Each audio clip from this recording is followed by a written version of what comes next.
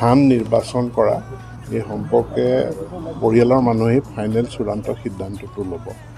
আমি মাত্ৰ অপশ্যনকেইটা আমি পৰিয়ালৰ হাতত দিম আৰু পৰিয়ালে যদি চুজ কৰে তাতে আমি কৰিম। আৰু কালি আমি এইটো আলোচনা কৰিছিলোঁ যে গুৱাহাটী সোণাপুৰৰ আশে পাশে বুলি কওঁতেও তেওঁলোকে কৈছে বেয়া নহয়।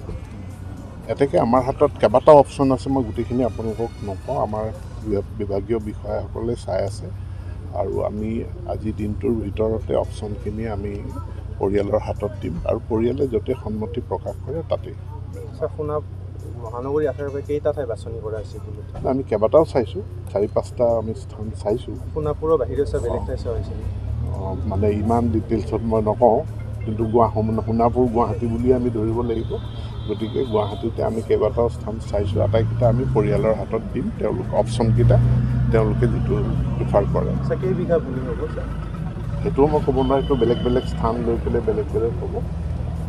সেই সম্পৰ্কেও আমি কোনো এতিয়া মতামত নিদিওঁ, কাৰণ সেইটো ৰাজহ বিভাগে আমাক দিবও পাৰিব লাগিব। গতিকে আগতীয়াকৈ আমি পৰিমাণটো নিৰ্ধাৰণ কৰি দিয়া নাই, কিন্তু যিহেতু আমি য'ত আমি তেখেতক অন্ত্যেষ্টিক্ৰিয়া কৰিম তাতে সমাধি ক্ষেত্ৰও আমি যিহেতু নিৰ্মাণ কৰিম, গতিকে সেই দুখনি আমি চকু ৰাখিম। যিহেতু তাতে আমি পৰৱৰ্তী পৰ্যায়ত যেনেকৈ ডক্টৰ ভূপেন হাজৰিকাৰ ক্ষেত্ৰত এটা সমাধি ক্ষেত্ৰ নিৰ্মাণ কৰা হৈছে, ইয়াতো আমি কৰিম।